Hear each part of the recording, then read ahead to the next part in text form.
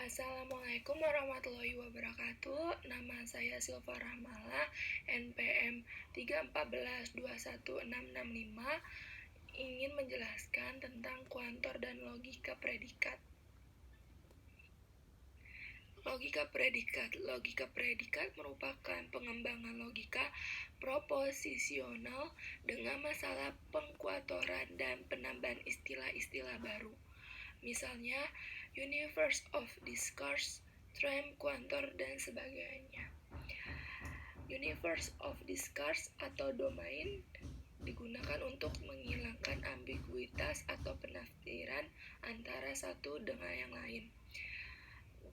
Definisi dari universe of discourse itu sendiri adalah sebagai kayak kumpulan dari semua ide atau simbol, struktur data, dan lain-lain yang merupakan argumen logis dengan batas tertentu atau juga elemen bagian dari universe of discourse disebut individual. Domain penafsiran kuantor sangat penting untuk menentukan jenis kuantor yang akan digunakan serta mempengaruhi penulisan simbol. Contoh pertama, semua mahasiswa pasti pandai. Kedua, Badu seorang mahasiswa. Ketiga, dengan demikian Badu pasti pandai. Jika argumen di atas akan dibuktikan validitasnya dengan logika proposisi. Dengan mengikuti prosedur logika proposisi dengan menentukan variabel proposisi. A itu semua mahasiswa pasti pandai, B itu Badu semua mahasiswa, C itu Badu pasti pandai. Selanjutnya akan menjadi A itu premis 1, B premis 2, C itu kesimpulan. Jadi dalam bentuk ekspresi logika akan menjadi A dikelompokkan B menjadi C dengan membuktikan ekspresi logika. Berikut tidak ada hukum logika proposisional yang dapat digunakan untuk membuktikan validitas argumen tersebut, karena tidak ada yang tepat menghubungkan ketiga proposisi tersebut. Contoh 2, Badu dan Dewi berpacaran. Dalam logika proposisional akan dipecah menjadi dua pernyataan, Badu berpacaran dan Dewi berpacaran. Hasilnya tidak diketahui dengan siapa Badu atau Dewi berpacaran. Dengan logika predikat, kata berpacaran adalah predikat, sedangkan Badu dan Dewi adalah entitas yang dihubungkan oleh predikat, disebut term. Sebagai pelengkap term dan predikat biasanya menggunakan kuantor, sedangkan prosesnya disebut pengkuantoran. Kuantor mengindikasikan beberapa banyak peluang pada pernyataan tertentu yang bernilai benar. Kuantor terdiri dari kuantor universal yang mengindikasikan suatu pernyataan selalu benar, sedangkan kuantor eksistensial yang mengindikasikan bahwa suatu pernyataan kadang-kadang benar atau kemungkinan salah. Komponen-komponen sintaks. Yang pertama itu ada term, yang kedua ada predikat, yang ketiga ada kuantor. Term atau subjek sama seperti kata benda atau kata ganti. Bisa juga disebut objek. Contohnya itu Badu, manusia, angka, dan lain-lain. Yang kedua itu predikat. Properti dari subjek atau suatu yang menjelaskan subjek. Contohnya itu seperti berpacaran dan kurang dari ini. Yang ketiga itu kuantor. Kuantor untuk mengindikasikan jika suatu pernyataan bernilai benar, kadang benar atau tidak pernah benar. Contohnya itu semua, ada, beberapa, dan sebagian. Contoh 6, setiap orang mencintai Jogja. Ditulis dengan logika predikat semua Y, maka Y dan J. Simbol tersebut dibaca untuk semua Y mencintai Yogyakarta. Dengan demikian, domain penafsiran semua untuk Y bisa manusia atau makhluk hidup apapun. Domain demikian menjadi kacau karena yang dimaksud dalam pernyataan adalah orang. Untuk menafsirkan bahwa Y adalah orang, penulisan simbol diperbaiki seperti di bawah ini. Simbol di atas dapat dibaca untuk semua Y. Jika Y adalah orang, maka Y mencintai Yogyakarta. Atau lebih tepatnya dibaca untuk semua Y. Jika Y mempunyai properti berupa O, maka Y membawa relasi C ke J. Contoh 7. Seseorang dicintai oleh semua orang, ditulis dengan logika predikat. Terdapat X, A, semua Y mencintai X. Agar domain terlebih tepat, maka ditulis seperti berikut.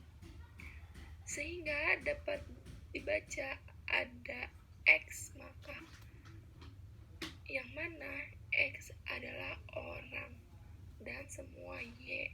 Jika Y adalah orang juga, maka Y mencintai X. Jika pengkuantoran ternyata melibatkan lebih dari satu jenis kuantor, dengan contoh pernyataan berikut. 2 bilangan apa saja dapat dijumlahkan. Pernyataan dapat ditulis sehingga dapat dibaca ada X, yang mana X adalah orang dan semua Y. Jika Y adalah orang juga, maka Y mencintai X. Fungsi proposisional. Pada logika predikat, setiap predikat diberikan nama yang diikuti oleh daftar argumen.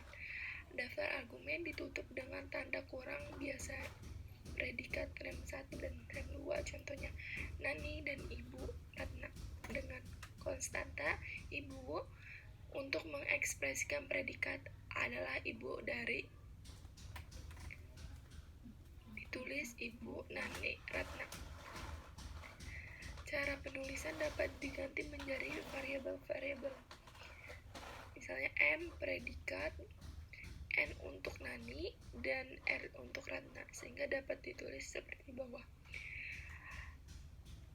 M dalam kurung N R dalam kurung disebut fungsi proporsional. Pernyataan A dalam kurung X disebut nilai fungsi proposisional A pada X. Aturan penulisan fungsi proposisional. Predikat ditulis dengan huruf besar, term ditulis dengan huruf kecil. Untuk individu tertentu, misalnya nama orang, ditulis dengan abjad pertama huruf kecil. Individu yang umum, misalnya manusia atau binatang, itu dapat ditulis dengan XYZ. Perhatikan term tersebut. Ibu Ratna Nani berbeda dengan Ibu dalam kurung Nani Ratna. Contoh lainnya, Ayah Badung menggemari sepak bola. Ditulis seperti ini dan dibaca Badu sedikitnya memiliki satu ayah dan ayahnya tersebut menggemari sepak bola. Tentunya aneh karena tidak memungkinkan seseorang memiliki ayah sekurang-kurangnya. 1. Ide dari pengembangan fungsi proposisi adalah agar mampu menunjukkan satu individu yang khusus dan unik. Maka pada kasus di atas, logika predikat ditulis G dalam kurung A dalam kurung B kemudian S dengan A sebagai fungsi ayah, jadi ayah Badu dinyatakan dengan A dalam kurung B, sedangkan kakek Badu dinyatakan A dalam kurung B tutup kurung, atau ayah dari ayah Badu. Aturan penulisan fungsi proposisi. 1. Predikat ditulis dengan huruf besar, term ditulis dengan huruf kecil. 2. untuk individu tertentu, misalnya nama orang ditulis dengan abjad pertama huruf kecil. Yang ketiga, untuk individu yang umum, misalnya manusia atau binatang, ditulis X, Y, Z. Yang keempat, perhatikan urutan rem. Ibu dalam kurung Ratna Nani berbeda dengan ibu dalam kurung Nani Ratna. Kuantor universal. Definisinya, jika A suatu ekspresi logika dan X adalah variabel, maka jika ingin menentukan bahwa A adalah bernilai benar untuk semua nilai yang dimungkinkan untuk X akan ditulis semua X. Di sini semua X disebut kuantor universal dengan A adalah skop dari kuantor. Variabel X disebut terikat dengan kuantor. Kuantor dan bound variabel diperlakukan satu unit seperti perangkai unary atau negasi pada perangkai proposisi. Semua mahasiswa harus rajin belajar untuk membuat ekspresi logika kuantornya dengan melakukan langkah-langkah berikut. Langkah pertama, cari skop dari kuantor universalnya, yaitu jika X adalah mahasiswa, maka harus rajin belajar, ditulis mahasiswa harus rajin belajar dalam kurung X. Langkah kedua, berilah kuantor universal semua X, maka mahasiswa X harus rajin belajar dalam kurung X. Langkah ketiga, ubah menjadi fungsi semua X dalam kurung M X menjadi Bx. Kuantor ekstensial. Kuantor universal tidak berlaku untuk pernyataan ada bilangan prima yang genap.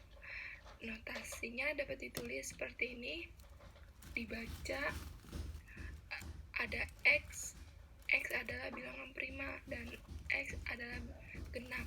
Definisi, jika A suatu ekspresi logika dan X adalah variabel, maka jika menentukan bahwa A adalah bernilai benar atau untuk sekurang-kurangnya satu dari X, maka akan ditulis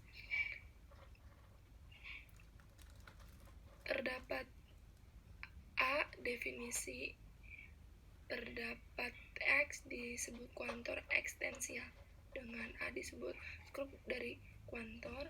Variabel X disebut terikat dengan kuantor. Simbol ini mengganti kata ada, beberapa, atau tidak, semua, atau terdapat. Sekian dari saya, kurang lebihnya mohon maaf. Terima kasih.